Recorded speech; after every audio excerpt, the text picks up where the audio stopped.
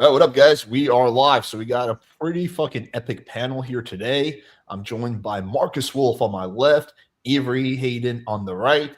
He is back. Lloyd, the single guy, and Justin Marc. So, and Austin Summers, I think, just flaked on us once again. But fortunately, we're streaming directly to his channel, so whatever. We can still capitalize on his audience. Yeah, no problem, man.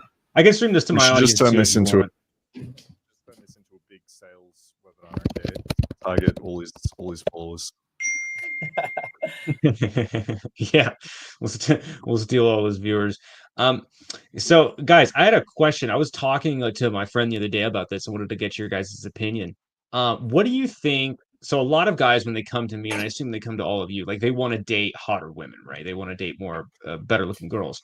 What do you think are some of the cons if you date a really, really, like if you get into, I'm talking like full on relationship, getting into a relationship with an extreme, I'm talking like 9 out of 10, maybe even 10 out of 10 kind of girl. What are some of the cons associated with that?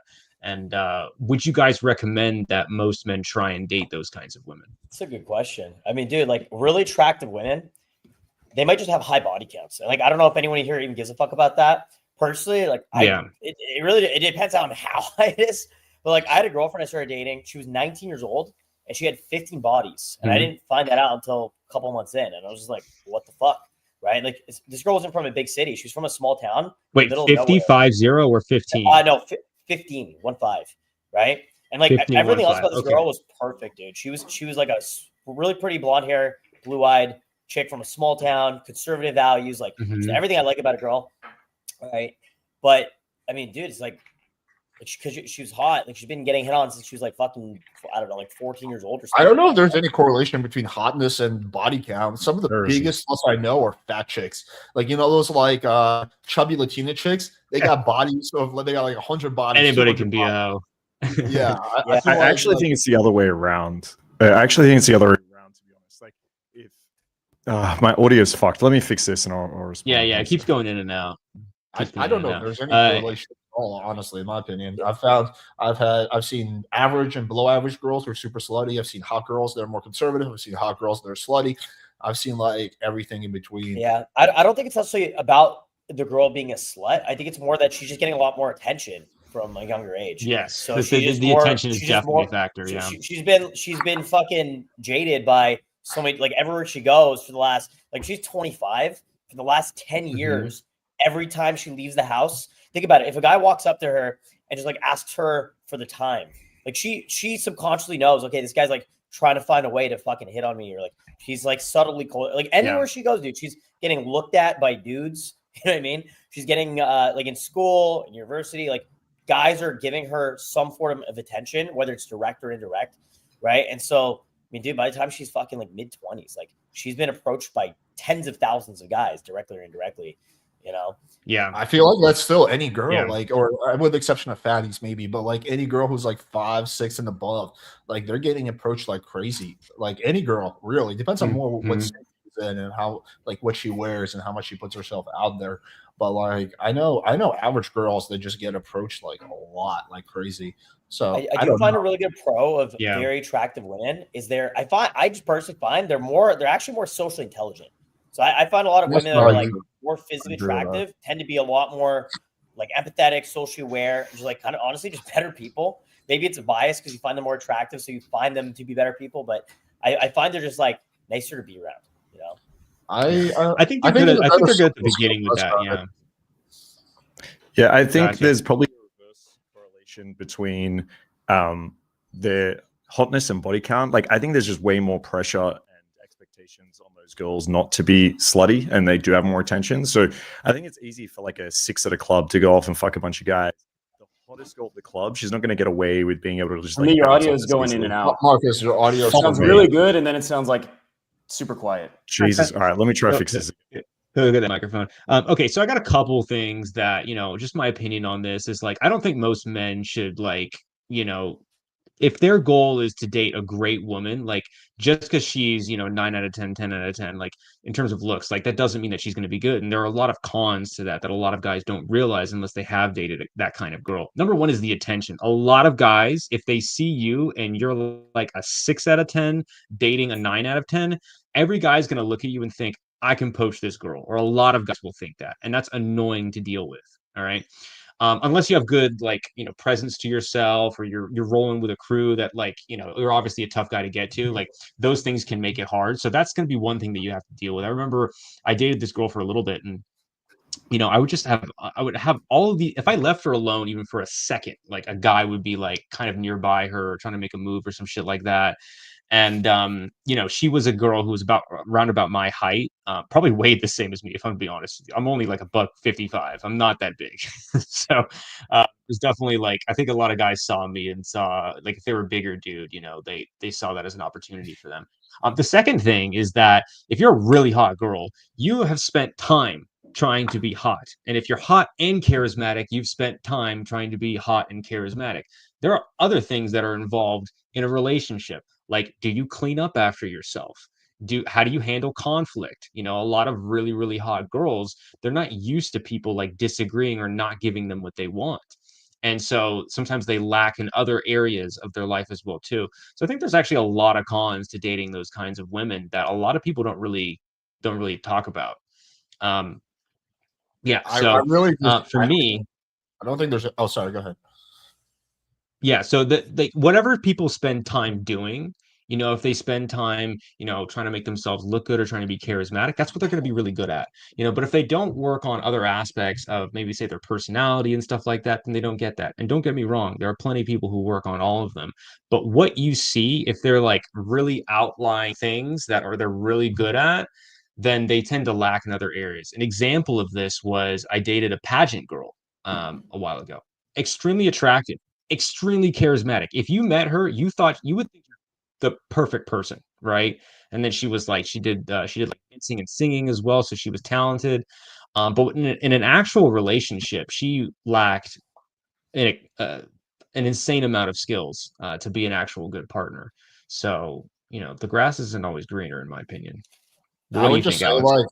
I don't think any of these correlations exist except for the social intelligence. I will agree with that. The hot girls tend to have more social intelligence, but aside from that, like I think there's so many shitty hot girls, so many shitty ugly girls, so many good. Like I just don't know if there's any other correlation between looks and like relationshipness worthy aside from maybe emotional intelligence. I mean, there is a huge difference for how they're treated. I'm sorry. Go ahead. So even if there's no correlation, the chances of finding a 10 who also has the other qualities you want is still going to be lower because of course you're only going to consider like 1 in 1,000 a 10. So you have to be like, question, do you want to make a sacrifice there or not? And I don't know, to me, past like an 8 or somewhere where you're like, oh, she's really hot, it's not that huge of a difference. Like there's a point of diminishing returns where you sleep with her a few months and you're just like, all right, she's hot, right? And it doesn't really matter if she's an 8 or a 9 or a 10 as long as she's not like or mid or whatever, Yeah, definitely the guys who are looking at girls like influencer women. I mean, you live in Miami, Alex, so you probably see a lot of them walking around. Influencer women, I will say, are not like their personalities in general are not good for relationships. Yeah, rule number one: never date an influencer. Seriously, period. Yeah, I think that goes without saying. So most and by the way, everybody on this panel is a fucking influencer, so we're all red flags, so good for us. But I'm not trying to date myself, like I'm speaking sarcastically but also seriously. I wouldn't want a girl who's like exactly like me. Would be, I prefer a girl who's like much more empathetic and supportive than, for example, I am. So yeah, like, 100%, dude. I'm happy that my girlfriend is not on social media except for this little cute TikTok she started for both of our dogs. So if you guys want to check out, if you want to see some cute Rhaegar shit, then check out Luna and Rhaegar on TikTok. It's good quality stuff, right there. She does some funny shit there. But other than that, yeah. All right, I'll switch my mic. Hopefully this works. If not, I'll go kill myself. But yeah, I kind of agree with Lloyd here, where if you're dating like a 10, as in she is super fucking hot, like semi-famous or some shit, or she's getting a lot of attention, that is going to be annoying, right? Like that is a little bit tough to deal with in a relationship. I work with Dan Bilzerian, and it's something that even he mentions. I think someone that has access to a lot of hot girls. Even he says, like, bro, for a relationship, I don't want to date one of these 10s. They're just like too much of a headache. So, and to AJ Hayden's But you point see, as you well, work with Dan. How do you work with him? Yeah. So he has a new group called Sigma Society. So I'm his head coach for that. It is like a dating coaching thing. But you're a head coach. I agree. Yeah, exactly. Yeah. Oh shit! I agree. Reach out to you or something like that. Is that how that works? Yeah. It's been like a year now or something. I've been coaching over there. Oh, okay, cool. I didn't know. Yeah. Cool. Easy. Yeah, Marcus showed up to his house with a "fuck the juice" T-shirt, and then that's what it took. Yeah, exactly. Yeah, I had to be very anti-Semitic. And to AJ Hayden's point, I think guys like overblow looks. Like if you've never been with hot women before, then damn, it feels incredible. Like the validation you get from that, how hot it is fucking that boy. Like it feels absolutely incredible. But you do that in a relationship, and you start to realize like there's so many other things that are way more important and valuable. Like if there's a girl who's just annoying as fuck, you don't get along with, but she's got really nice tits. That can last like a few months, maybe a year. But after that, you actually want to like rip your fucking eyeballs out. Like it's you want someone that you're compatible with. And compatibility usually isn't just someone being really, really hot. So yeah, I agree to your point. As a newbie, it's probably really nice and you kind of fantasize it about a little bit. But at the end of the day, if you want to get in a relationship, it's usually going to be with someone that's maybe not the hottest girl in the world, but is the person in the world that is most compatible with you. I think it's a bridge you have to cross. Like you have to go through it and realize the fantasy isn't real, right? Which takes a certain amount of experiences where you're like, this girl's super hot and I pedestalized her and it wasn't actually any better, any special, right? And that's something a lot of guys. Do you think men have to go through that to realize it? Do you think men have to experience like dating a hot girl in order to realize that it ain't all that what it's cracked up to be? Or do you think that men can realize that without having to do it? I mean, hypothetically, they could realize that without having to do it, but it's something we put like a lot of value on growing up, right? Like it's kind of a big deal. Like I remember on some level, I thought like if I got a 10, it would solve all my problems, right? Like if I could hook up with a 10, it's going to change my life. And then it doesn't, right? But personally, I had to go through it. Yeah, I don't necessarily think you have to. I think honestly, there are times where you can just take advice from other people and implement it. There are guys that can go out and do that. I think the other thing is you can have the reverse realization where you can be with a girl that maybe isn't the hottest girl in the world and have an incredible time with her. I know I experienced this early on in my journey where there was a girl I slept with and I was like, I'm not sleeping with this bitch again. I'm like, whatever, it was fun. And then next week, someone wanted to set up a threesome and I was like, yeah, sweet. There's a girl that like lives right next to this club. Let's hit her up. And so I ended up seeing her again because of the threesome. And after that, I was like, I saw her again and again. I was like, actually, this girl is really fucking cool, even though she wasn't like the hottest girl I slept with. So I think guys can probably have that realization on the flip side. Now, maybe they are always going to, greener grass on the other side and think like, oh, what if the girl I was with is a little bit hotter? Or what if I got with the 10? But yeah, I think like you can listen to enough of us and our experiences, and you can experience the flip side of that and get to a point where it's like, okay, yeah, maybe these like, or even like you could just meet them. Like you could become friends with girls that are incredibly hot and realize, fuck, I would never want to be in a relationship with a girl like this. So I think there are ways around it for sure. Yeah, there's another factor, right? When you meet a hot girl, she's super hot, she's an 8, she's a 9. You sleep with her. After sleeping with her for 4 or 5 times, you get to know her. Now she's a 7. You know what I mean? After you've been there, done that, you're like, I kind of know what I'm getting, right? Another thing I find really interesting is a lot of women, like, do you think girls are sitting at home watching a panel of female dating coaches on how to effectively date high status or high caliber men? Probably not, right? So a lot of these girls, they're not really sitting around trying to develop their dating skills. So I find it just best to find women that you like. If you're looking for a girlfriend, it's best to find like the number one criteria shouldn't be, is she super fucking hot? But sure, is she physically attractive? That's important. But are we compatible? Do we actually get along? Do I actually like the content of her character and her personality? I think some of these female dating coaches though are really popular. Like the Wizard Liz. Yeah, Wizard Liz is like 10 million whatever followers, subscribers. Matthew Hussey is popular. This chick named her Wizard name is like Liz. Yeah, the Wizard of Liz or something like that. Oh, the one who just like got pregnant by a guy that broke up with her, right? Yeah. The one that got pregnant and cheated on. But some of them are really popular. Like girls, they're just, their thing isn't about like guys dating advice is focused around getting laid, and it's focused around like the initial meetup, versus their thing is more focused around like relationship advice, like how to express your feelings, how to find a good guy. It's How like to lock the guy down. it's yeah, sometimes, yeah, it's like a different, focus, I would say, their content versus ours. I don't think this wizard Liz, is she really a dating coach? I think she's just like an influencer who just like gives her opinion on shit. Yeah, she gives dating advice. Yeah. Okay. Okay. All right. So like it related to that, what I wanted to ask you guys about this. How would you this is not something that I often talk about with my clients, but how do you know if you're settling in a relationship? What are some things that you guys look for? Let's say you're in a relationship with somebody and you're like, could I do better than this? Is this the right thing for me? What are some of the things that you guys look for? Questions you ask yourself or ideas Yeah, I behind this? think What do you guys think? these things have to be established beforehand. I think too many guys get into a relationship and they're like 6 months in or a year in, and then they try to create a list of what they think is okay, what they want, and you're so fucking biased at that point. Holy fuck. You need to, at the beginning of the relationship, ask yourself, like, what are the standards I want to set myself? What am I looking for here? What behaviors are okay? What aren't? And of course, like, things are going to come up that you haven't thought about, but at least if you have somewhat of a rubric around what you're working with, I think that's important. Number two, getting advice off like friends and family, like from the outside. Is this okay? Like, is this acceptable? Just removing as many of those blind spots as possible. If you can get professional help, if you can go to one of us and actually ask, like, yo, is this an acceptable thing in a relationship or not? Or what should I do about this? And not only are things acceptable or not, I feel like in this dating space, no one fucking knows how to do conflict resolution within a relationship. It's just really not taught that often.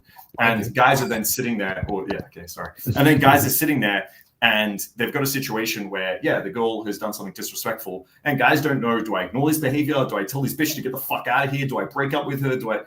And I think that can be a very unknown place to be. So I think obviously some like things you want to look for is a girl that isn't lying.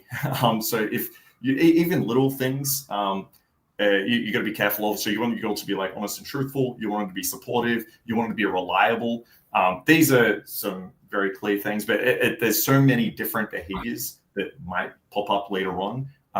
It's hard to give a comprehensive list, but I think those are the big ones. I'm just looking for consistency, support, and honesty at the beginning of a relationship. Yeah, you know what's really interesting about to add on what Marcus said. I actually made a checklist many years ago. This is like 3 years ago. Of it was wants and needs. So it was like different things that I needed in a relationship or wanted in a relationship, and it's kind of like a ranking. And then any girl that I'm dating, I'd put them into that list and kind of just see if they, like, just based off my first observation, if they actually check off things off this list. So I think, to add on what he said, just further defining what you're looking for in a relationship, and making sure that, you guys are compatible on that level. Super important. Yeah. It's one of the biggest mistakes guys some people, I think that's right. Like they start pulling, they start getting laid or whatever, and they maybe get one girl's hotter than what they expect, and they lock her down right away. I've seen a number of wings/friends, like they end up with some really toxic stripper who is destroying their life, calling the cops on them falsely, Amber Heard kind of shit. But because they had no roadmap for what they want in a relationship, they're like, I feel validation from this girl being hot/good in bed, and they just get stuck in that, right? They get caught in the web. And that's something that I don't think pickup coaches probably talk about enough. Yeah. 100%. What happens when you do get the girl? Right. Because you think, I'm just always going to try to be getting laid. But realistically, most guys are going to get into some kind of relationships, and having a framework for what you want, like having a list, for example, is very important, like to have an idea, because it's very, very easy once you catch feelings to get into something you shouldn't. Yeah, I personally wouldn't make the list super long. Guys who I see making a super, super long list, especially when they don't have much relationship experience, they'll put a bunch of things down there that, they might discover don't really matter as much to them.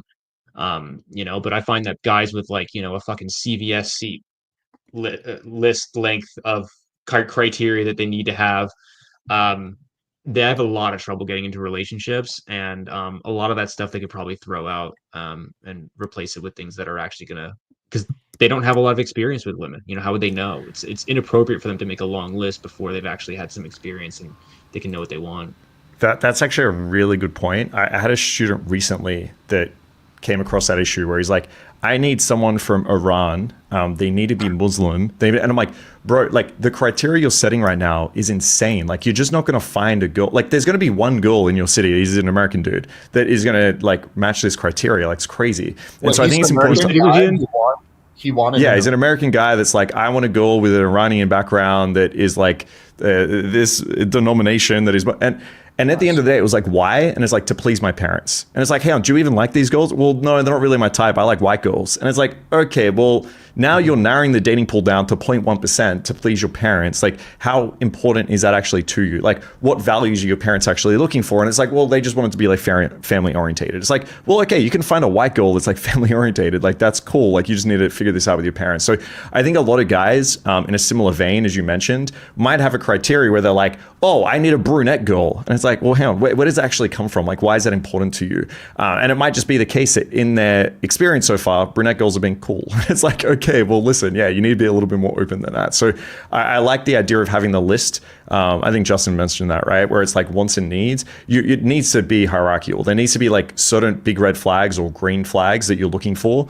And then some things that like might be nice. And then some things that you're not going to stand for. You have to be like really clear on that. And yeah, to your point, it can't be like girls do this, right? They have a shopping list of like the weirdest icks that will throw her off, like a guy that wore a backpack once. And it's like, bro, if you have that type of criteria, you're going to be lonely forever. So yeah, don't be one of the fucking. Wait, just to clarify, this kid's white parents wanted an Iranian girl. Like no, sorry. He's an American. His parents are Iranian. Oh, okay. Yeah, sorry. Yeah, that'd be funny. Like white parents were like, yeah, exactly. You need a Middle Eastern girl. You need a Middle Eastern girl, right? Fuck these white people. Yeah, it's so true. Okay? You need a nice current Iranian girl that's going to put you in your place, little boy. Yeah, exactly. Some hick family. Dude, what, guys, one of the funniest icks that I've heard it multiple times. That's how you know it's like a real ick that women have, is I've heard multiple women say they think it's an ick when a guy indicates before merging lanes in a car. And I thought that was the most hilarious. Yeah, because girls don't know how to drive, bro.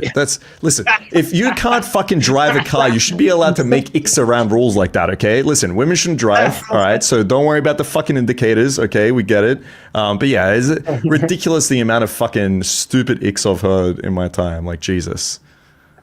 Yo, let me change gears for a second. What do you guys think about AI and how it's changing dating? My take is that I think it's going to be an equalizer, meaning I think it's actually going to help guys who normally wouldn't do well with girls do better on dating apps, especially with the text game stuff like fire tags or like the AI photos. Like now you have that, like before you need, number one, to have money to do a photo shoot because they're not cheap. And number two, like people who are photogenic have a big advantage versus now average looking guys who are non-photogenic can still get really great photos with AI.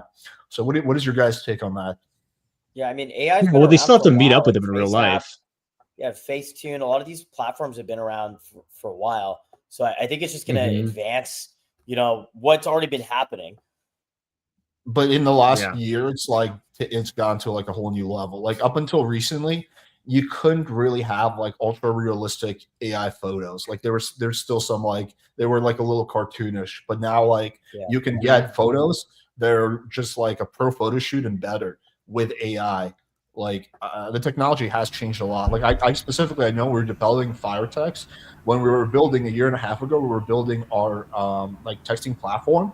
And we trained it on like 2,000 examples, and the answers it was giving were just not that good. And then as soon as OpenAI upgraded to GPT-4, just everything else stayed the same, but just that upgrade made the quality of our AI app just like significantly better. So there's been like pretty significant leaps, I would say, in the last like year or 2 years. Yeah, I think unfortunately it's going to. So yeah, I was going to say unfortunately it's going to suck for a lot of guys in that the competition is about to increase big time. I think before, like being a part of these groups, you could understand, okay, I'll go get a photo shoot done, I'll put in the effort, right?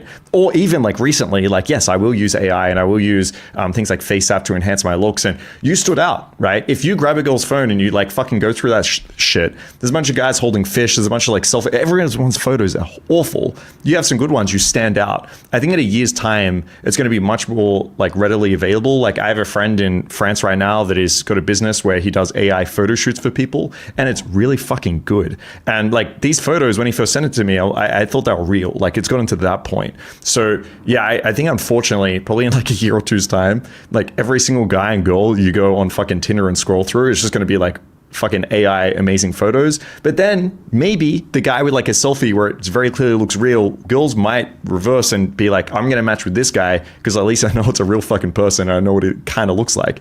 But yeah, unfortunately, I think the competition is going to increase a lot over this next year once AI photos become a thing. Well, the good news is that the majority of guys have too much of a need. Go ahead. Yeah, no, I was gonna say, I feel like Tinder and all these platforms are gonna start banning AI photos.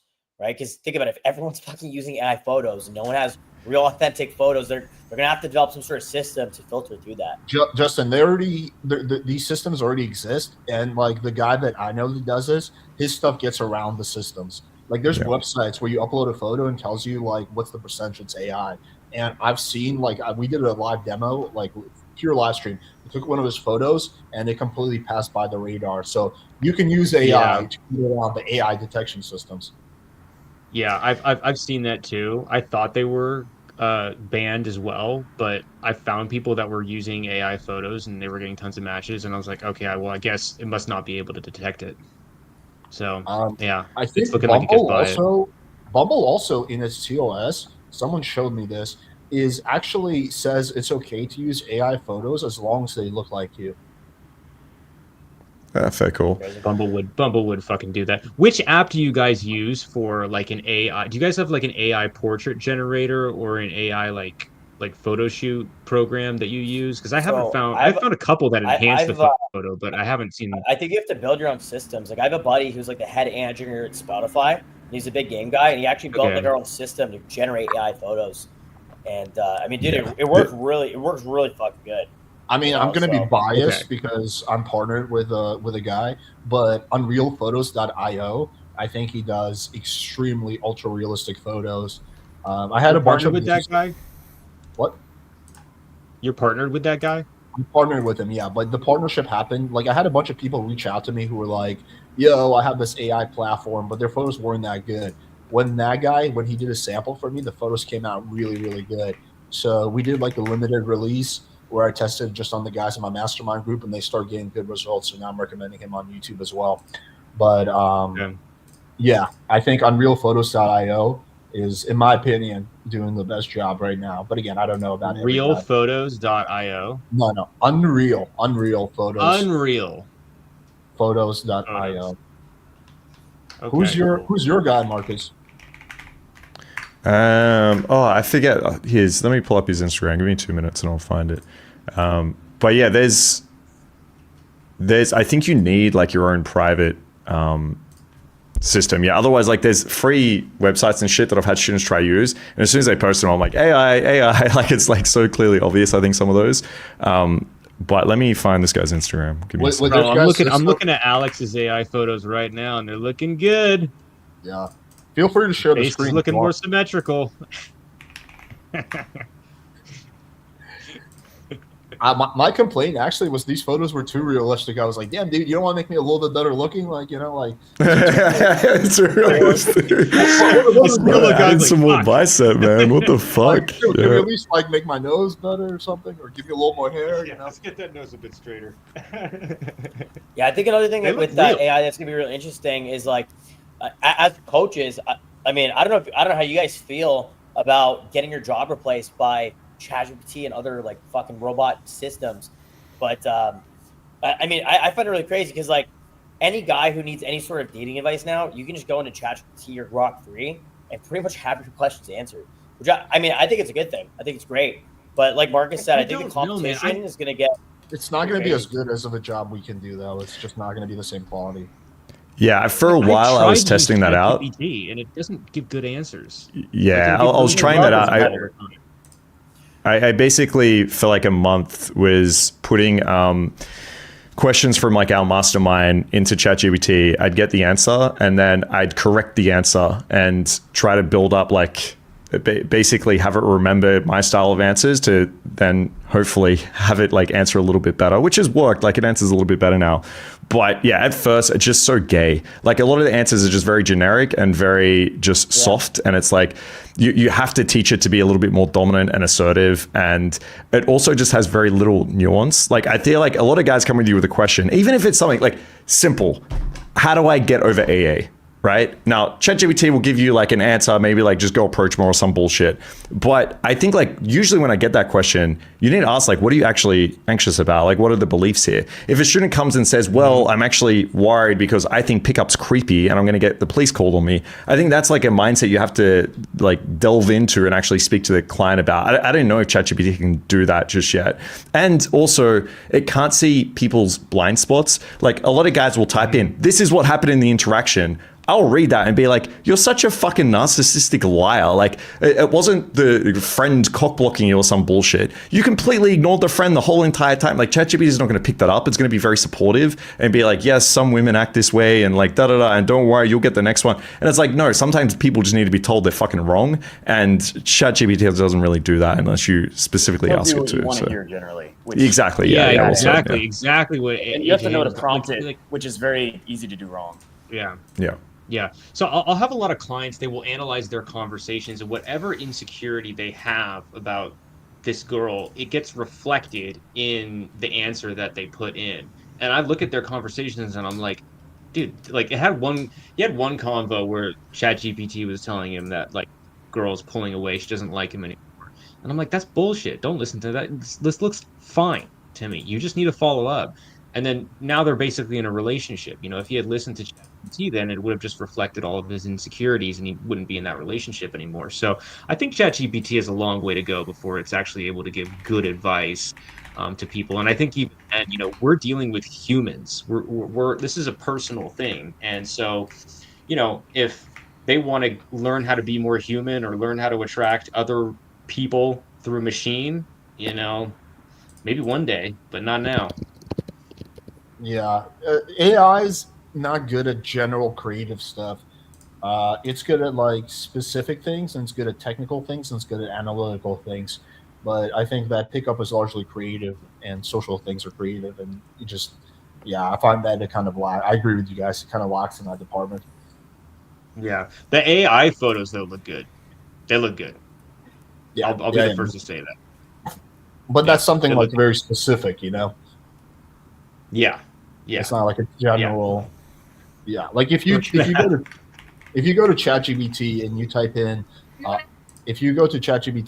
in, like make me good AI photos, like the result is not going to be good. The only reason it works is specifically trained on that, which is where like it lacks with general dating advice. You guys want to go through some of the questions? Yeah, let's go through some of the questions. I got some questions for Justin and what's your? Do you want me to call you AG Hayden or what's your name again? Avery's fine. Avery, okay, Avery. Yeah, I got some questions for them too. If we don't have any, by the way, so if we don't have any, I'll ask them. But let's get to people's questions. Yeah, we got a few. Let's see. How much of this game is volume versus skill? I find if I approach 20 girls in a night, I'll almost always get results, but it kind of seems just like luck. Yeah, you're so what I would say is more that people you talk to, though, right? Yeah, 100%. Sorry, what I would say. Ahead, yeah, sorry to cut you off. I'll be real quick. So yeah, at first you need to do a lot of volume. But I would say that as you get better at approaching, you're probably not going to need to approach as much. You'll probably be able to see when she's like either checking you out or she's ready for a conversation, or you build up your social circle so you get a little bit of pre-selection. Yeah, I mean, it should improve as time goes on, but when you're starting, yeah, absolutely, it's a volume thing.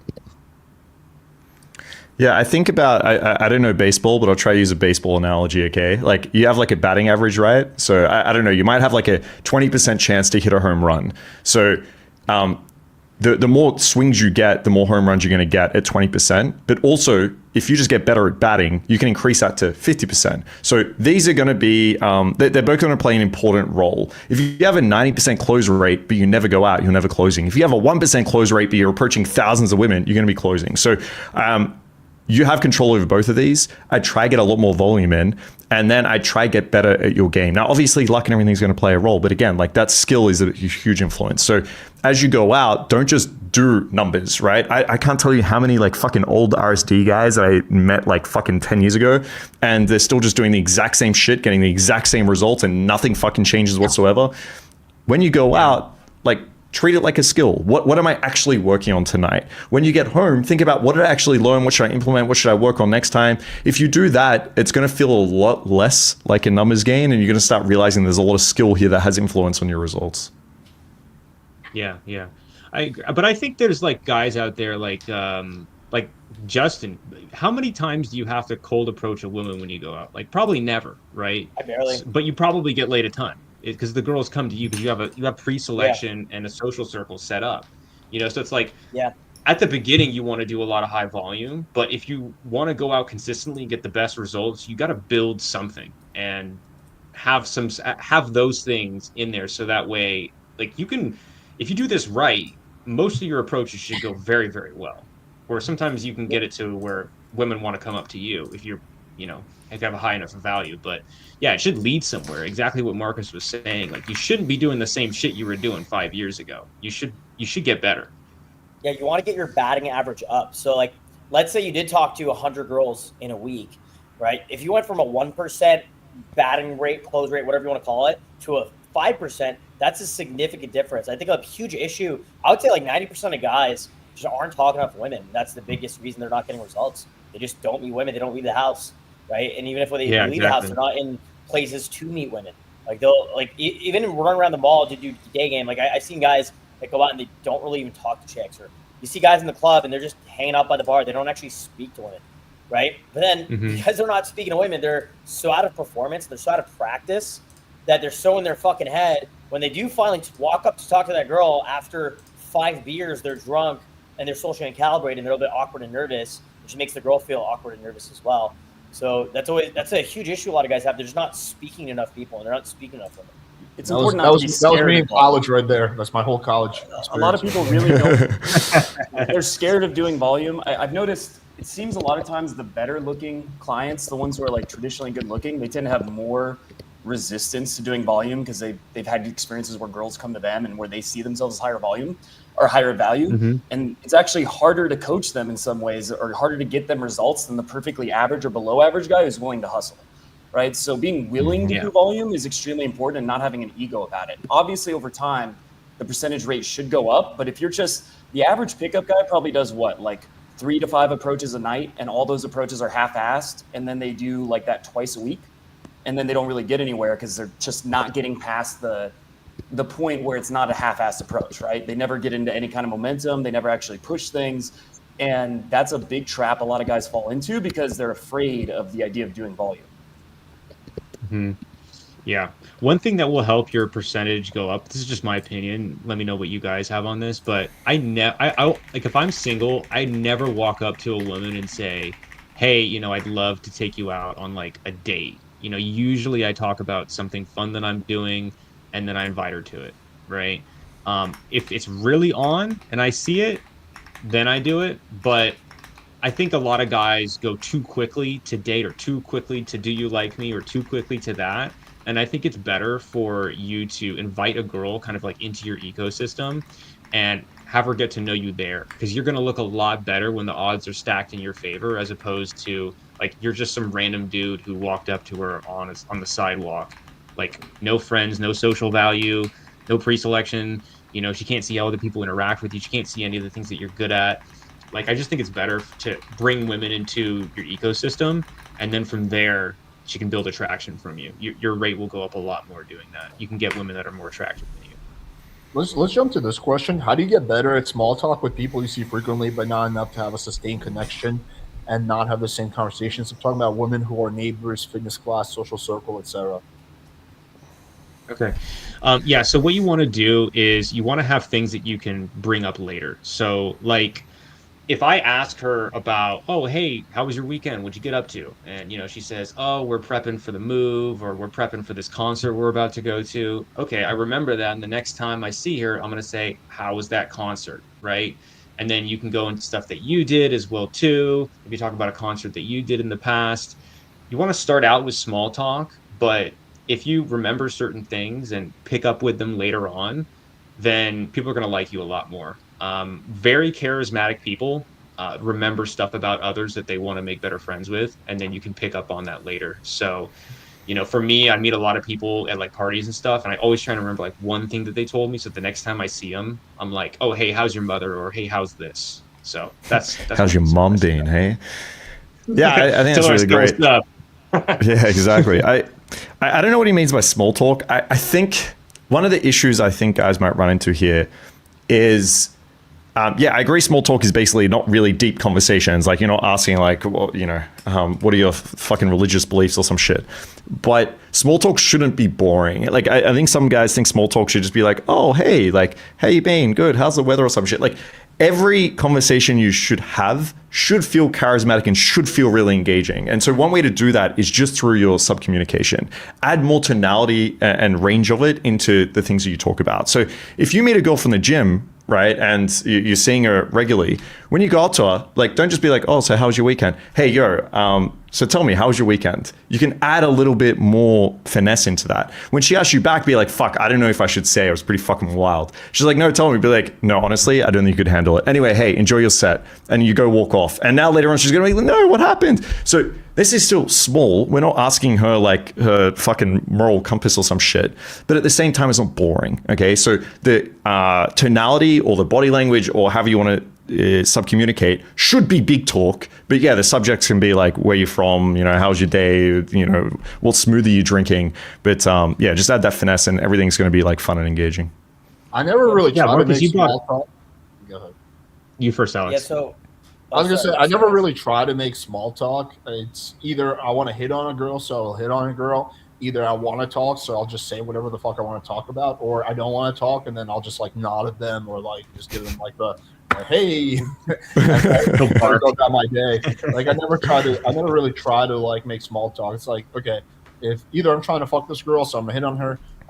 Either I want to talk to this person about something, so I will strike up a convo, or I'll just kind of like nod at them and like maybe do like one of these, like or whatever. And if it's Dan Bilzerian, say one of these. Do you say one of these, Alex? One of these? Yeah, like it depends who it is. If it's like Dan, then I'll do the sick Heil. But if it's just like, my heart going out to everyone, we'll do the sick Heil for Dan. Yeah, that'll be. That's the Sigma Society greeting. I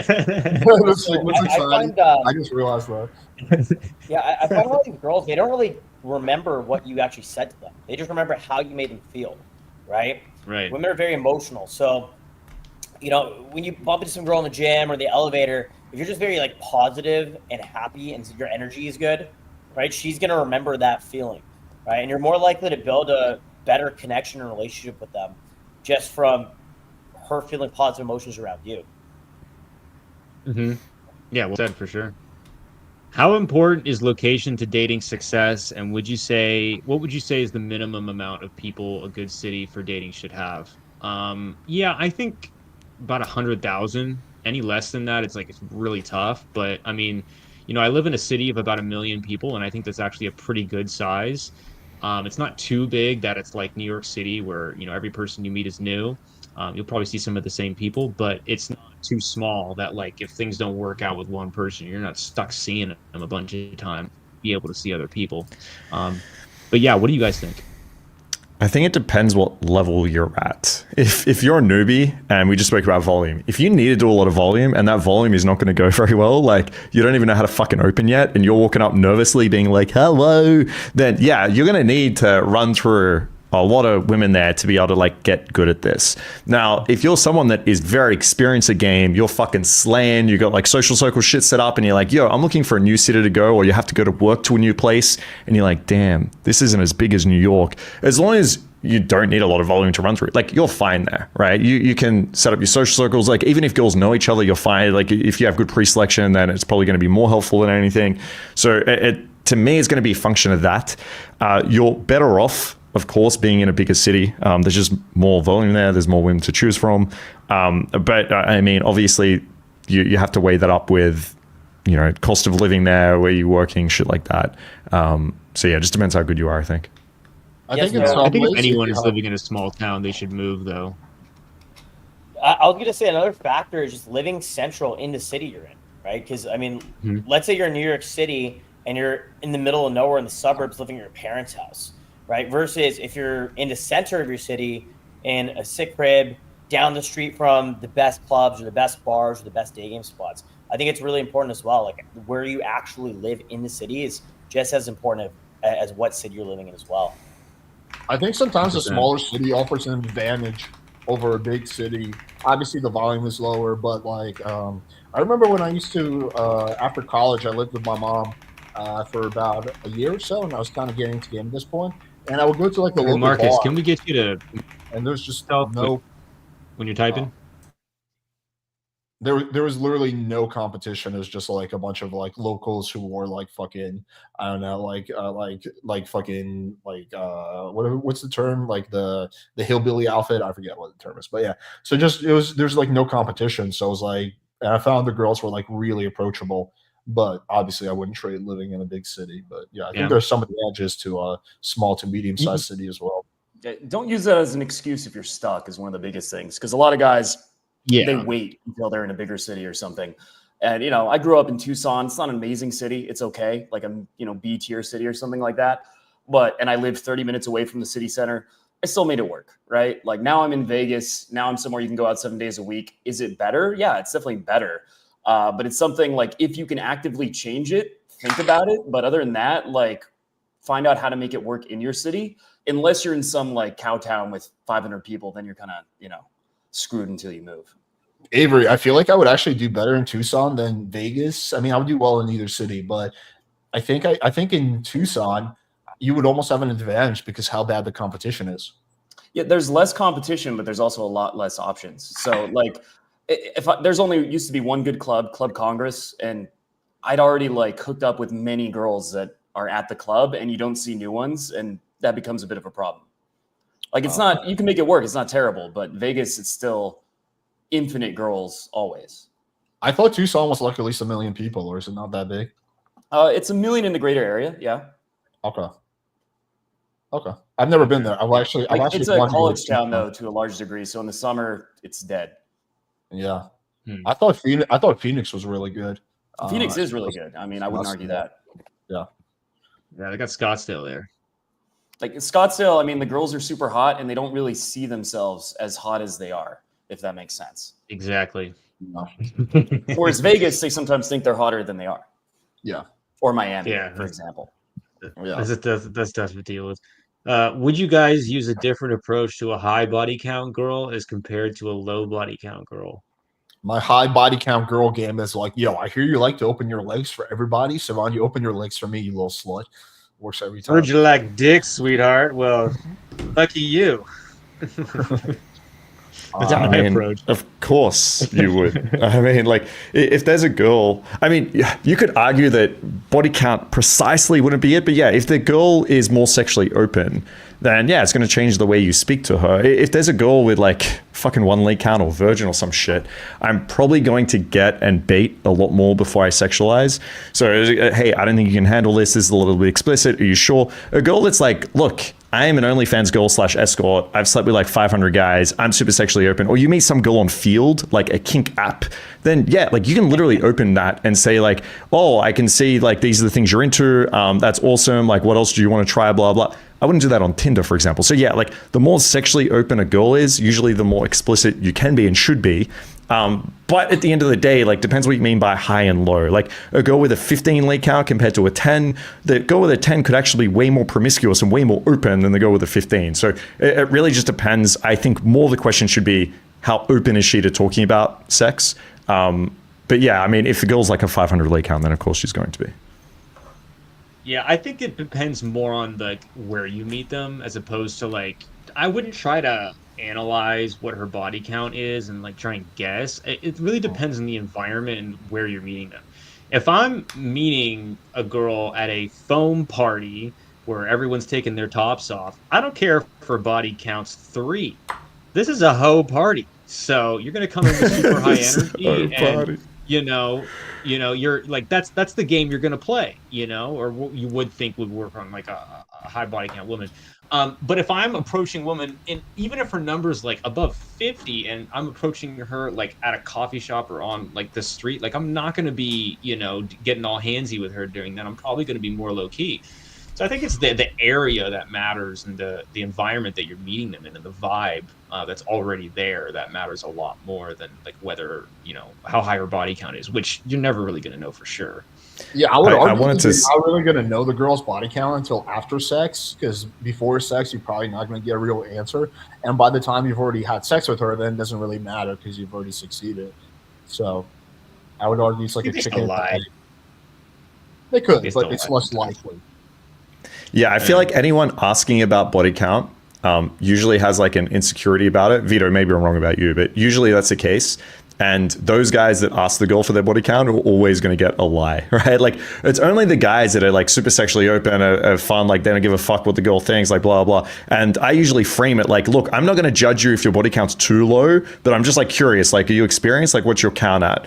And then girls are like, oh, it's only 7. Like, is that okay? Or some shit. And you get a much better accurate representation of what it is. If you're one of these guys that worry about body count and you're like, hey, bitch, how many penises have you had in that filthy little pussy of yours? Like, is this clean or not? Like, of course the girls are going to fucking lie to you. So, yeah. That's funny. Biggest reason for getting friend zoned, even when you show clear intent. Sorry, Alex, I took your reading position. You took my thunder, yeah. Very different if it's on a cold approach versus it's someone you've been friends with for 6 months, right? That's like true. If that's happening in a cold approach, that's kind of weird.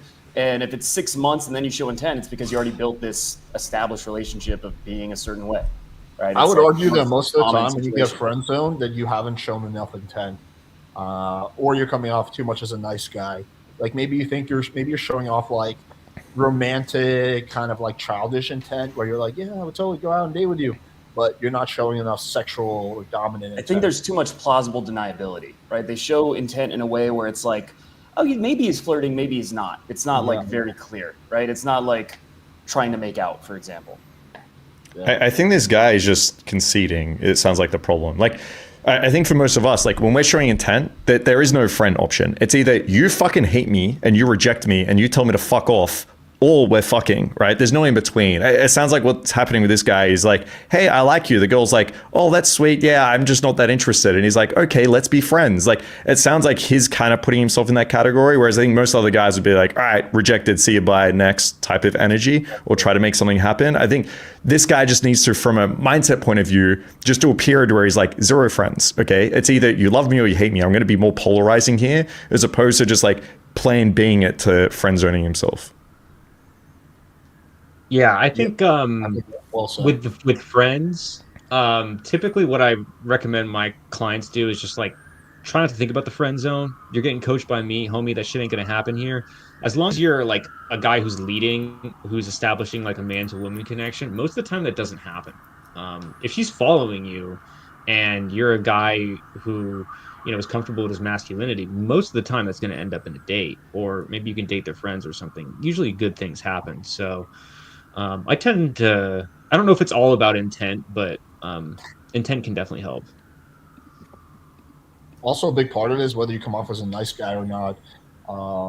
If you come off as like a massively nice guy, then even if you show intent, you'll still probably get friend zoned. Well, based on that question, I think probably leading can help with that. Yeah. All right, let's see what else we got. How would you prepare before a photo shoot to look your best? I would get a fresh haircut. Make sure your pubes are totally shaved. I want you to get your chest waxed. What else, guys? Come on. I'm just doing the basics. Grooming, sauna, haircut. You got to drop. I think for most guys, AI app. I think for most guys, something that might get overlooked is actually practicing your posing. Like before you even get a photo shoot, I would just get your friend with like an iPhone, take a bunch of photos, and then whichever coach you got here, send it to them and ask like, are these good poses? Because yeah, I mean, obviously like all the grooming shit's like super important and the look and everything. But I think a lot of guys do that, and then they get to the shoot, and then they have like really inward body language, or they seem a bit awkward, or they've like their smiles off, and it's like, yo, you just wasted all this money on a shoot where we could have like corrected this earlier. So I would like practice your posing as well. I would argue a good photographer should correct that for you. So a good they should, but a lot of photographers aren't great. Yeah, there's a problem. Unfortunately, reality is most pro photographers suck when it comes to dating photos. But like a good photographer, they'll try to loosen you up. They'll like crack jokes. They'll make you laugh. They'll be like, look over there. Think about your mom getting fucked by a black guy. Or it's like, I have a lot of clients come to me and show me their pro photo shoots that they got on Snapper or whatever, and it's absolute garbage. Yeah, true. Yeah, a lot of these photographers, they don't know game, or they're not really getting laid themselves. So how can they teach that to someone else, right? Yeah, and make sure you bring a lot of outfits. Like, have at least like 5 or 6, ready to go in a bag or something. Want to take a bunch of, you don't take a huge photo shoot and you're wearing the same outfit in every fucking picture, because then you can only use like 1 on your dating profile. So bring a bunch.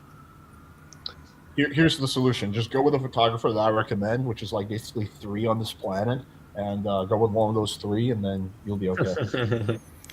Yeah. Do you recommend Chrissy? She's a photographer in Poland. She would like dirty talk the clients, like to get them into like a more dominant sexual like pose.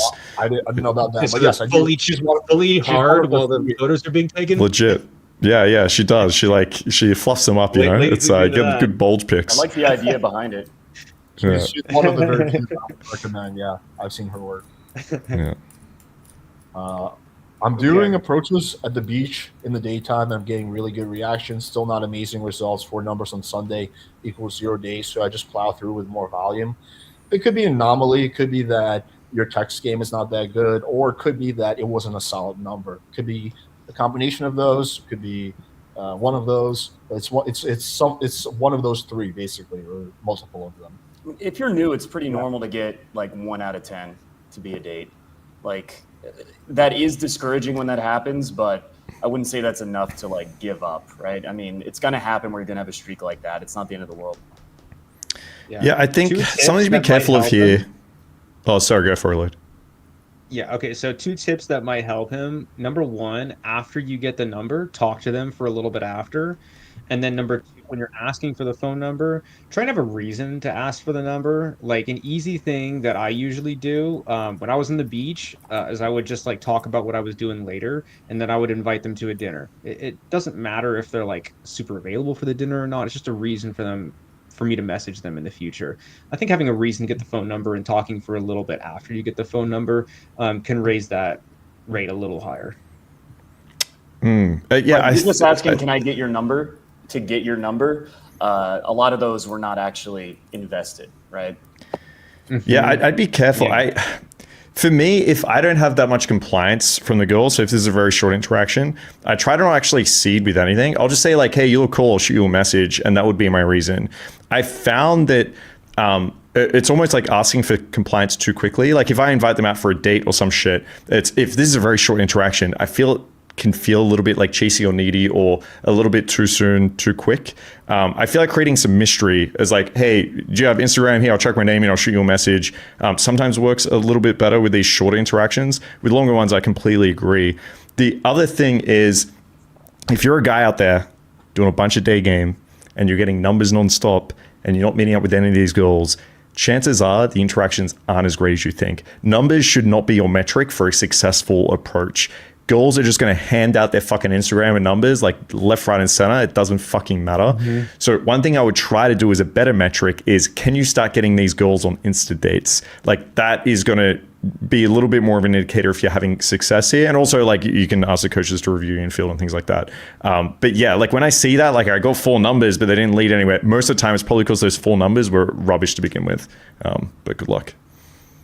Okay, we got a follow from Dan. To be clear about what I was saying before. Oh, sorry, go ahead. No, go ahead. So to be clear, what I was saying before is mine wasn't for a date. It was just a reason to get the phone number. It was a group dinner or something like that. But yeah. Okay. That makes sense. Yeah. Okay, that's much better. Like, hey, we're all going to grab drinks or something. You can come past. Okay, that makes more sense. Yeah. Yeah, cool. So here's the follow-up from the guy that was talking about small talk. So yeah, like for example, with my neighbor, we basically talk about apartment complex, what's going on in town, etc. I'm not able to keep. The problem is that you're having very logical conversations, which are not going to get you anywhere at all when it comes to attraction, at the very least. So like you want to be a lot more playful and just fuck around more. So like I'm trying to think of an example. Okay, there was this in the building I used to live in. There was this like really hot MILF who lived there.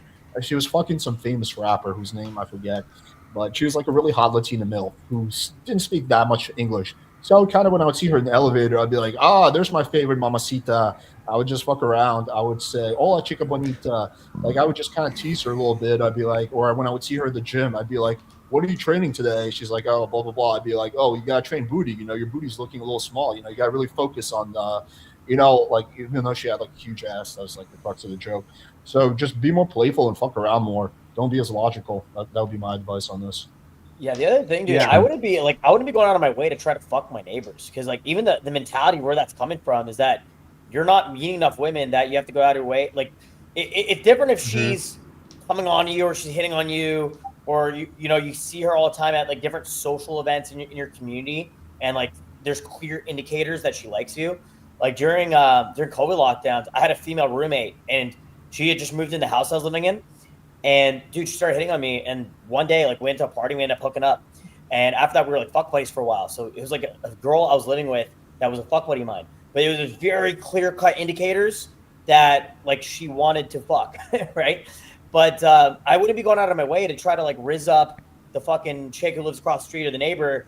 It could lead to an awkward fucking situation, especially when you're just having very boring, logical conversations. Like the mentality where that's coming from is you're just not going out and meeting enough women. So scarcity. Yeah, it's a scarcity mindset. Funny enough, if this dude who's asking the question was tearing pussy up and just fucking meeting a ton of women, he'd probably just naturally have a vibe where this girl would just be more naturally attracted to him anyway. I think that's a fair point, but I would just add that don't be afraid to do it either. Like, I don't give a shit if the girl's my neighbor or not. There's no special treatment for either. So if you want to be putting it, much thought into it either. Don't be afraid to do it. Yeah. But I'm so confused. Like, it sounds like, honestly, his neighbor's a dude. Like, how do I have small talk? Like, I'm running out of things to say or some shit. Like, shouldn't the question be, like, how do I game my neighbor and fuck my neighbor? Like, I'm curious why the question was, like, small talk to begin with. I think it's, like, shows the flaw in the mindset again, where you're probably playing this, like, way too safe because this girl's your neighbor. Like, yeah, it should be like, how do I hit on my neighbor? Well, just fucking, like, same principles apply. Go for it. But yeah, the small talk question implies that you're kind of worried about potential rejection there. If it's your, like, work colleague, I understand. But your neighbor, who gives a fuck? Yeah, who gives a fuck? What would you guys recommend? I think you should try and turn her into like a friend, invite her to some events and stuff like that. She probably has other friends that look like her, try and bring her into my ecosystem. I wouldn't try to date her specifically unless there's real clear indicators. I mean, like, at the end of the day, who gives a shit? Like, you hit on her, you get rejected. Like, it's not like she can get you evicted for trying to, like, shoot your shot. Like, what's the downside? Nah. Yeah, I think every single building I lived in, I've fucked, like, neighbors. Yeah, it's like, I understand work colleagues. Maybe it's different in Australia. Yeah, I just don't think, like, there's a problem with neighbors. Yeah, work is different. All right. Would you recommend for me to take a train to to New York, because Connecticut is awful for day game? I mean, that's going to be a pain in the ass. How far of a train ride is that? Yeah. Is it like 2 hours or 40 minutes? Depends on what part of Connecticut he's in, but it's going to be like a solid hour, I think, probably. That's fine. Yeah, I would do it just to get the practice. I think it's okay. Yeah. It's okay. Yeah, bro. I used to drive an hour every night to night game. Yeah, I used to take public transit an hour and a half each way just to get to the center of my city to fucking do cold approach and meet chicks. So, an hour train ride isn't bad. It's different if it's like 3-4 hours. So that wouldn't be like realistic long term. You're better off. It could be up to 2 hours. It just depends on what part of Connecticut he's in. I mean, it depends how shit Connecticut is. I think, like, if you can find enough girls to game in Connecticut, go for it. If it's shit, like, fuck it, I'd do 2 hours. I'd do 2 hours. When I went to college in Boston from Jersey, and I would just go, whoop, right through that. Fuck it. Read a book, okay? Listen to a podcast, have a nap. 2 hours to find some girls to actually game. I think it's worth it. And then long-term focus on getting out of Connecticut. Yeah, true. Yeah, good point, Alex. Yeah. Yeah, so when I was younger, I had some buddies. We all lived on the same train line. Like in Toronto, there's like one major train line.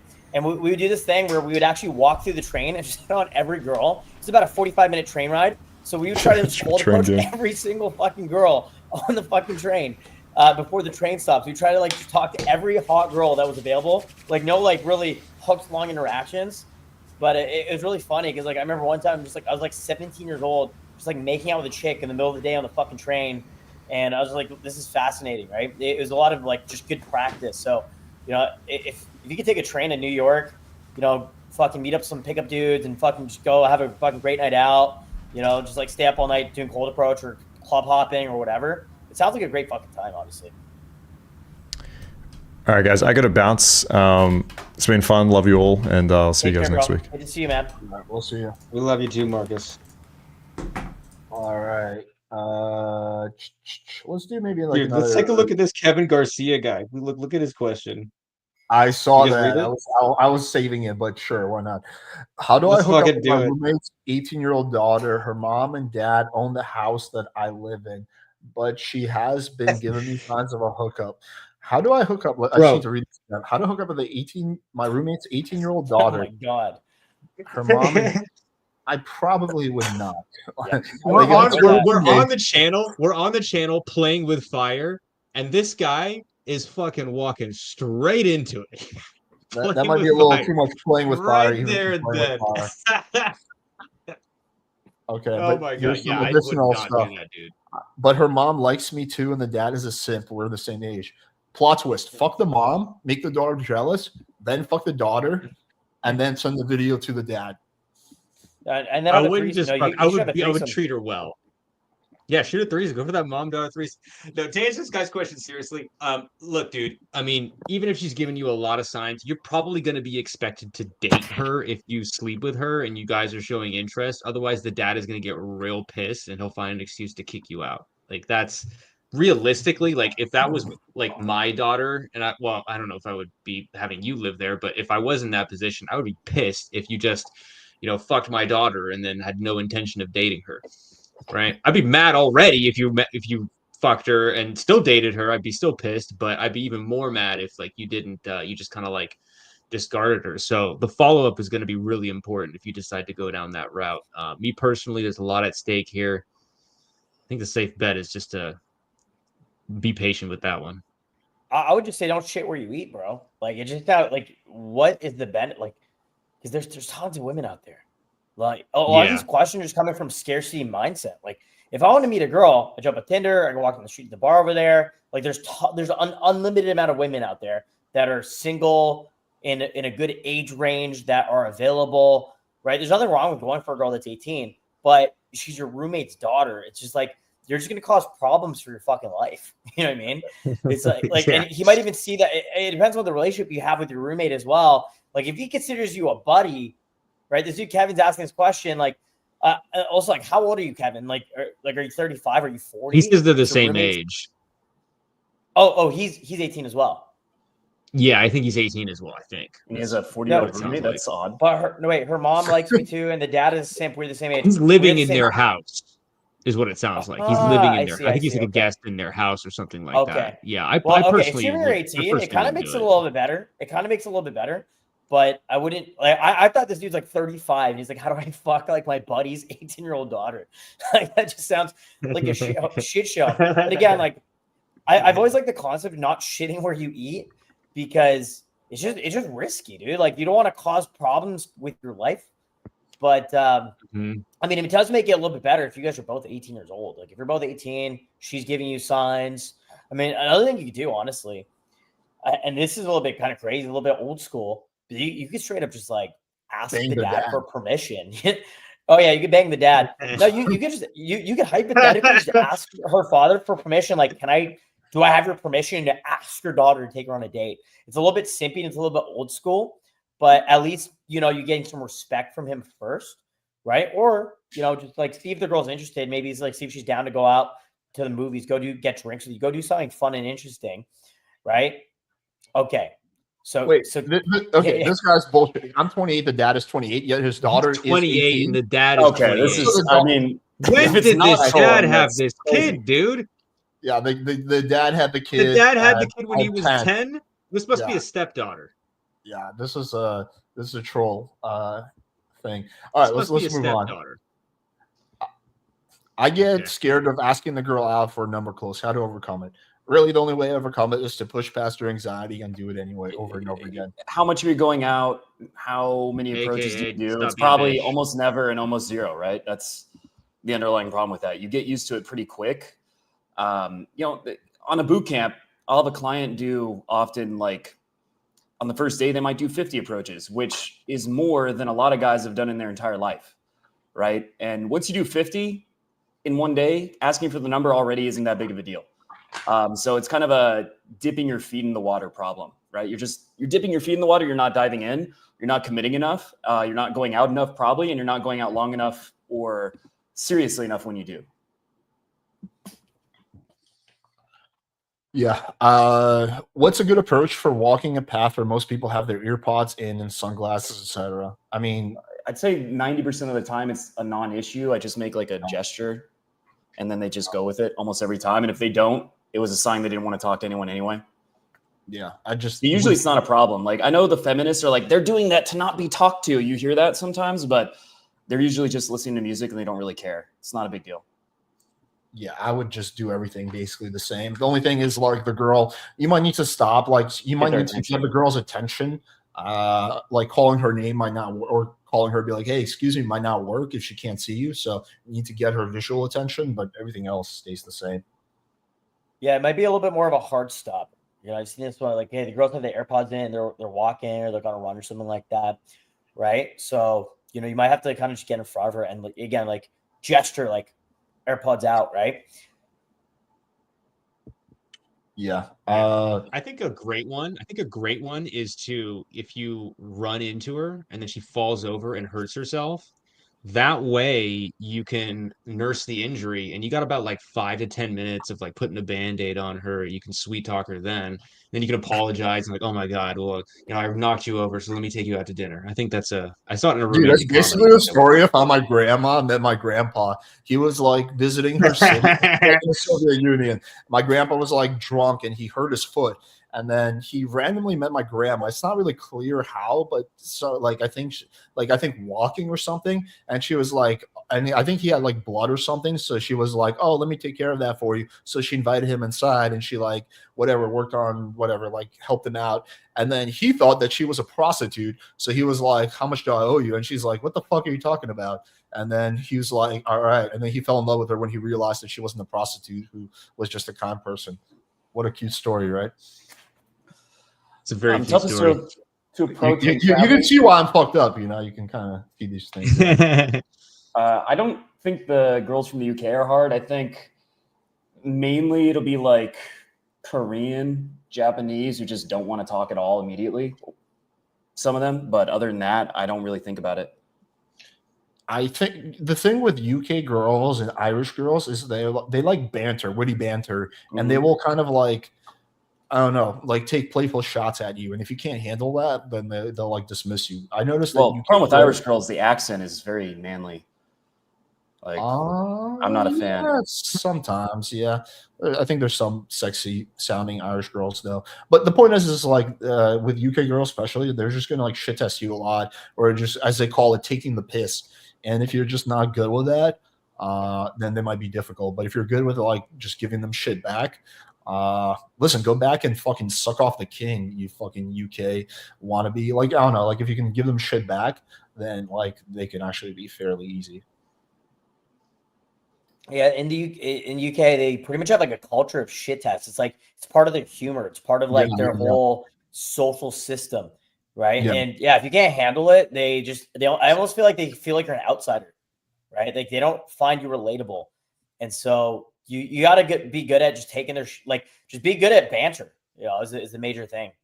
You just gotta like make fun of them a little bit, like and be like, "Oh, I sound like I am fancy, even though I just went out in America for the like." You just give them shit. That's quite the British accent.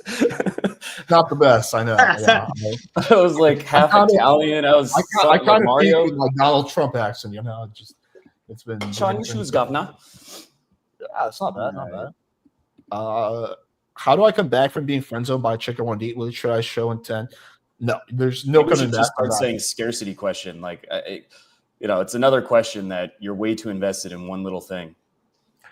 I do think it's important to analyze it, and the thing is that you're not going to come back from that once you met with the girl. The problem is that you didn't show enough intent, you didn't come off masculine enough, and you came off too much of a nice guy. And that is exact wrong instinct. Don't like you, dude. Sometimes girls just don't like you. Like, it's okay. Not every girl's going to fuck you the first day she met you, right? Like, you might go on a date with a girl. You might find that, I don't find you attractive, or we're just not compatible. We have different values. And there's nothing wrong with that. Yes, you can be friends, right? Like, obviously, a lot of the guys asking these questions, they're not in enough abundance to even be able to choose a woman from that place of abundance. But, just go meet fucking more women, dude. I just can't remember the last time a girl tried to. I've had many situations where things didn't work out, but I just can't remember the last time a girl tried to friend zone me. It's usually like they kind of assume that I wouldn't want to be friends with them because I'm too much of a fuck boy. So it's like either we hang out again or we never talk again type of situation. I've noticed the only times if I am the one that suggests being friends, in the rare circumstance that happens, then it can work out. But I don't know about you guys, but to me, that I don't recall the last time that happened. It must have been like a very long time ago when a girl tried to friend zone me after hanging out. This question is a good example of a exact opposite instinct a lot of guys have, where she friend zoned him and now he's saying, I want to like sexualize, right? Send a spicy kind of text. And that's exactly when you don't want to do that, because that's going to come across. I've done it, earlier on. It's something that I thought would work back in the day, but it almost always backfires and comes across horrible and needy. Bro, just cut to the chase. Send a dick pic, dude. You got this. And before Justin gets annoyed, she's more attractive than most girls. Okay, so it's a scarcity thing. Like, it's like she's more attractive, therefore I have to do things differently with her. Here's a pro tip. Is the issue. Yeah, exactly. Hey guys, I gotta run right now. Okay, all right, cool. We're probably gonna wrap up in like 5-10 minutes anyway. You're probably gonna wrap up soon anyway. Okay, yeah, cool. Well, have fun, you guys. All right, buddy. Peace. Take it easy. See you, bro. All right, let's do like 2 or 3 more questions, maybe. Okay, I guess a variation of the previous question. Any tips to avoid increased anxiety with dealing with hotter women? My answer is going to be just approach more of them, talk more of them, and then you're going to desensitize yourself to talking to hotter girls. What would you guys say? Yeah, if you spend time around hot girls, it becomes your standard. And I find the biggest thing is if guys just raise your standards is a mental thing. Like, if your default is like, I need to talk to girls that are above this level of attractiveness, and I don't want to be seen. Like, in my head, dude, I don't want to be seen with ugly girls. Like, I don't want to be out. Like, someone will be at my table and I have like random fat chicks walk by. I'm like, I don't want to be seen with them. I want to put blockers on. It's like only hot girls exist. So if that's kind of your mentality, where there's just like very attractive women around you, that becomes your standard. So that is the most important thing. If you're just, your standard is being around hot girls, you're gonna have hotter girls around you.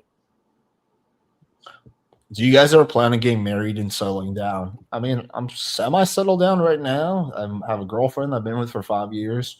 Do I ever plan on getting married? I don't know. I don't really see the benefit in it. But it's not out of the question. I don't know. What about you guys? I don't think I'll ever get married officially, but I'll probably settle down and have kids. Yeah. Yeah, I never liked the whole concept of like, especially men that are successful. I mean, I don't know about you guys. How many clients have you had that had to declare bankruptcy after divorce or just got their life fucking ruined? Like, I've had so many guys that I've worked with that are even in their 20s, dude. They got married at 22. They divorced at 28. Dude had declared bankruptcy when he was 26. Dude divorced at 32. Like, it's just a fucking shit show, right? So signing your life away and signing away your assets, so the way the societal systems are set up is to protect women. And so, dude, if you spent your 20s or 30s building a business or getting to a higher level net worth or income, dude, now you're paying child support, you're paying alimony, you had to give away your car, your house, and the kids in divorce. So there's so much risk involved. So I'm not against family relationships, like long-term relationships. I think it's fucking awesome, dude. I think having, like, my parents were married after 30 years, right? 30 something years. But you got to be really careful with who you actually settle down with. Very, very important. The exception is if your girl makes as much money as you or more money than you, then you don't have nearly as much to worry about. Yeah, there's a lot of risk. There's a lot of risk unless she makes a lot more money. Yeah. Okay, here's one last question. Is it true Jewish guys suck with their own women and are incels? Because I hooked up with a few Jewish chicks recently. They were talking shit about Jewish dudes. All right, I've been to Israel like many, many times, and I'm half Jewish, so I can comment on this pretty extensively. So there's a big difference between American Jewish guys and Israeli Jewish guys. Israelis are very, very assertive and aggressive, like overkill style. To the point, like that's what I noticed when I went out in Israel. Is the guys there? They're like very assertive, and they'll fight you if they feel like you're disrespecting them or whatever. American Jewish guys and just American people in general are not quite like that. It depends on what city they're from too. Like someone from Boston, Boston guys are pretty fucking aggressive and assertive. Versus like take someone from like I don't know, like Cali or LA or something like that. They're just not going to be as assertive. So. Yeah, I don't think Jewish guys are incels. There's some Jewish guys that are like crushing it with women. I don't think it has anything to do with like Jewish, non-Jewish, but more to do with American, non-American. You also hear women saying that with any like Cuban women will talk about Cuban guys, Canadian, you know, because it's what they're used to. So they're gonna focus on what didn't work out. It's completely natural. Yeah, the complaints that pretty much every girl, whatever country she's from, complains about guys from that country. The complaints can differ. Usually with like Latino men, the complaint is they're all cheaters. They all want to fuck around. They're all talk, you know, no show. They all like, you know, love bomb type of thing. The complaints from like Asian girls will be that, yeah, like guys are like they pussyfoot around too much. They lack confidence. So just like the complaints will differ, but every girl complains about guys from her country. Is my take. But yeah, guys, good show. I think we covered a lot of good questions. Do you guys want to just quickly mention where people can find you?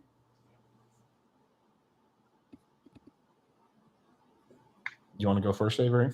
Sure. On YouTube, a.g.hayden. You can find tons of videos. I've been posting new infield regularly, which is something that I think, you know, there's a shortage of for sure. And then my website is averyghayden.com.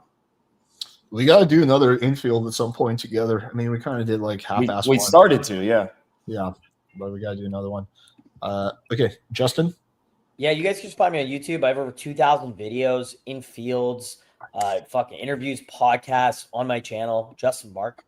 And on Instagram, DrunkJustin2. My website's justinmarc.com. So feel free to hit me up, guys, or watch my content or whatever. And yeah, we'll see you guys soon.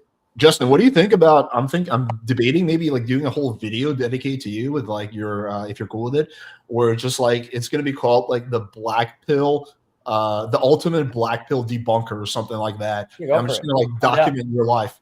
All right, you're 5'4", right? Yeah, 5'4", 5'3.5" actually. We'll document. We'll talk about that offline. But yeah, guys, thanks for tuning in. Also, I'm doing a big summer sale, so check that out. You can go to playingfire.com and go to the Ultimate Dating Blueprint. Check out any of my recent community posts where I talk about it. So that ends in 48 hours. So check that out as well. All right, guys. See you. All right. Take care.